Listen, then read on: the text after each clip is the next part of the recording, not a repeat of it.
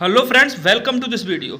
आज हम इस वीडियो में बात करने वाले हैं 10 इंपॉर्टेंट जीके जीएस के प्रीवियस ईयर क्वेश्चंस जो हर एग्जाम्स गवर्नमेंट एग्जाम्स के लिए बहुत ही ज़्यादा इंपॉर्टेंट होने वाले हैं। हर क्वेश्चन प्रीवियस ईयर एग्जाम में पूछा गया है, कोई आरपीएफ में, कोई रेलवे में पूछा गया है, कोई आपका एनटीपीसी जो रेलवे कराता है उसमें पूछा गया है, कोई स्टेट पुलिस में है, एसएससी का सवाल है। तो सारे 10 के 10 जो क्वेश्चन है ये प्रीवियस ईयर में पूछे गए सारे क्वेश्चन हैं। उम्मीद करता हूँ आप वीडियो में लास्ट तक बने रहेंगे। और अगर आप चैनल पे नए हैं तो मैं आपको बता दूं, हमने 10-10 क्वेश्चन की एक सीरीज शुरू कर रखी है जिसमें हम हर क्वेश्चन को डिटेल में एनालिसिस करते हैं। और इस सीरीज को अगर आप डेली फॉलो करते हो, डेली देखते हो, कॉपी पेन लेके बैठते हो और इसमें जो पॉइंट आपको लगता है कि नहीं आते हो उसको नोट करते चलते हो, तो मैं ये दावे के साथ कह सकता हूँ आपका जो जीके जीएस जो है ना, इसमें ज़रूर इम्प्रूवमेंट पर डे होगा। इसमें धीरे धीरे इम्प्रूवमेंट होता रहेगा और आप एक एक चीज़ आप नोटिस करोगे ना, एक एक चीज़ आपको क्लियर हो चुकी होगी।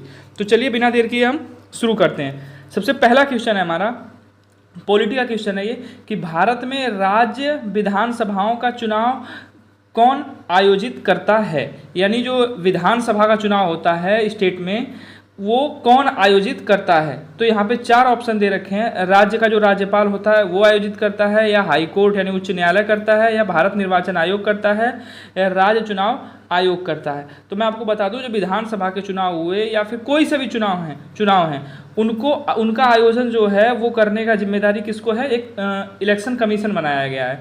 तो भारत निर्वाचन आयोग, इसका ऑप्शन नंबर सी सही होगा। यानी भारत निर्वाचन आयोग विधानसभा के चुनाव को आयोजन करता है। यानी कोई भी अगर चुनाव हो रहे हैं तो उसका आयोजन निर्वाचन आयोग के पास ही जाता है, ये आपको याद रखना है। ये किस अनुच्छेद में कहा गया है, तो ये आर्टिकल 324 यानी 324 में कहा गया है। अभी 26वें नंबर के मुख्य चुनाव आयुक्त हैं ज्ञानेश कुमार, ये भी आपको याद रखना है। 2025 में 26वें नंबर के बने हैं कौन, ज्ञानेश कुमार। अच्छा, ये जरूरी क्यों है, क्योंकि ये वोट चोरी का जो मुद्दा चल रहा है ना, अभी नेता विपक्ष जो है राहुल गांधी, उन्होंने बीजेपी पे आरोप लगाया है या जो भी है, तो उसको लेके ये आपको याद रखना है। जो मुख्य चुनाव आयुक्त हैं कौन है, ज्ञानेश कुमार है। कौन से नंबर के हैं, 26वें नंबर के हैं, ठीक है।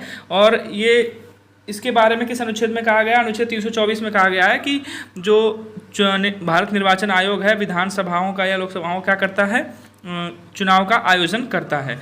अगला सवाल देखते हैं हम। स्वस्थ लाल रक्त कोशिकाओं के लिए कौन सा खनिज आवश्यक है जिसकी कमी के कारण एनीमिया हो सकता है। तो एनीमिया जो रोग है वो खून की कमी के कारण होता है। तो जो स्वस्थ लाल रक्त कोशिका यानी जो आरबीसी हैं, रेड ब्लड सेल्स जो हैं, तो ये जो इसका ऑप्शन नंबर जो सी है वो सही होगा। यानी आयरन की कमी से एनीमिया रोग होता है, ठीक है। तो ऑप्शन नंबर सी इसका सही होगा, आयरन। अगला क्वेश्चन है, राज्य मानवाधिकार आयोग के अध्यक्ष और सदस्यों की नियुक्ति कौन करता है। अध्यक्ष और सदस्यों की नियुक्ति करता है कौन, राज्य का राज्यपाल। यानी ऑप्शन नंबर ए इसका सही होगा, राज्य के राज्यपाल द्वारा इनकी नियुक्ति की जाती है। अगला क्वेश्चन है, 42वां संविधान संशोधन अधिनियम 1976 द्वारा प्रस्तावना में कौन से 3 शब्द जोड़े गए थे। तो देखिए, प्रस्तावना में जो 42वां अमेंडमेंट हुआ था 1976 में, उसमें 3 शब्द जोड़े गए थे, समाजवादी, पंथ निरपेक्ष और अखंडता। ये 3 शब्द जोड़े गए हैं किसमें, प्रस्तावना में। आपको ये याद रखना है, ठीक है। ऑप्शन नंबर ए इसका सही होगा, ठीक है। प्रस्तावना जो है संविधान की क्या है, आत्मा है। ये किसने कहा था, देखो केशवानंद भारती जो केस हुआ था ना, उसमें पहले इन्होंने सुप्रीम कोर्ट ने कहा था कि प्रस्तावना संविधान का अंग नहीं है, लेकिन बाद में फिर प्रस्तावना को उन्होंने क्या मान लिया, आत्मा ही मान लिया। तो अब प्रस्तावना जो है संविधान की क्या है, आत्मा है, ये सुप्रीम कोर्ट ने कहा है। तो यहाँ पे जो पूछा गया है 42वां अमेंडमेंट में प्रस्तावना में क्या क्या जोड़ा गया है, तो समाजवादी, पंथ निरपेक्ष और अखंडता, ये 3 चीज़ें जोड़ी गई थी किसमें, 42वें संविधान संशोधन के तहत प्रस्तावना में। जो भारत का जो संविधान का प्रेम्बल है उसमें ये 3 वर्ड जोड़े गए हैं, याद रखना, समाजवादी, पंथ निरपेक्ष और अखंडता। अगला क्वेश्चन है, राज्यसभा के सदस्यों का कार्यकाल कितना होता है। तो देखिए, राज्यसभा के जो सदस्य हैं उनका कार्यकाल होता है 6 वर्ष। हर 2 साल पे 1/3 सदस्य क्या होते हैं, वो आउट होते रहते हैं। तो राज्यसभा के जो सदस्य हैं उनका कार्यकाल होता है 6 वर्ष। लोकसभा के सदस्यों का कार्यकाल कितना होता है, 5 वर्ष। तो इसका जो ऑप्शन नंबर बी है वो सही होगा, यानी राज्यसभा के सदस्यों का कार्यकाल 6 वर्ष होता है। अच्छा, राज्यसभा का सदस्य बनने के लिए न्यूनतम उम्र कितनी होनी चाहिए, तो वो होनी चाहिए 30 साल। लोकसभा का सदस्य बनने के लिए 25 साल और राष्ट्रपति बनने के लिए 35 साल। इतनी बातें भी आपको याद रखनी है। अगला क्वेश्चन है, भारत में कौन सा मंत्रालय जनगणना संचालित करता है, यानी जनगणना का संचालन किस मंत्रालय द्वारा किया जाता है? तो ऑप्शन नंबर ए जो है ये सही होगा, यानी गृह मंत्रालय द्वारा, होम मिनिस्ट्री द्वारा। ठीक है, अगला क्वेश्चन है कौन सा अनुच्छेद भारत के नियंत्रक महालेखा परीक्षक से संबंधित है, यानी CAG से संबंधित है? तो अनुच्छेद 148 में CAG के बारे में कहा गया है, तो ऑप्शन नंबर इसका जो डी है वो सही होगा। अच्छा, CAG जो है इसकी नियुक्ति कौन करता है? तो इसकी नियुक्ति राष्ट्रपति करता है। कौन करता है? राष्ट्रपति करता है। इसका कार्यकाल कितने साल का होता है ये भी इंपॉर्टेंट है आपके लिए। तो CAG जो है यानी नियंत्रक महालेखा परीक्षक जो है इसका कार्यकाल होता है 6 वर्ष का या 65 वर्ष की उम्र तक। ठीक है, इसको भी पद से हटाने के लिए संसद द्वारा महाभियोग लाना पड़ता है, ये भी बात आपको याद रखनी है।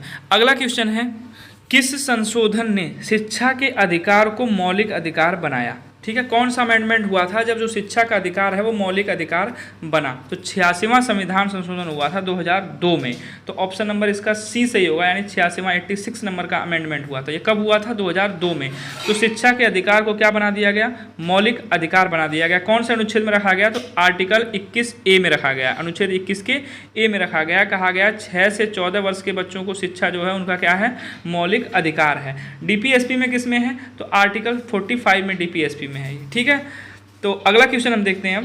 भारत में केंद्रीय कार्यपालिका का प्रमुख कौन होता है? यानी जो भारत है अपना, जो भारत जो है उसमें संविधान में जो केंद्र यानी संघ की कार्यपालिका की शक्ति किस में निहित होती है?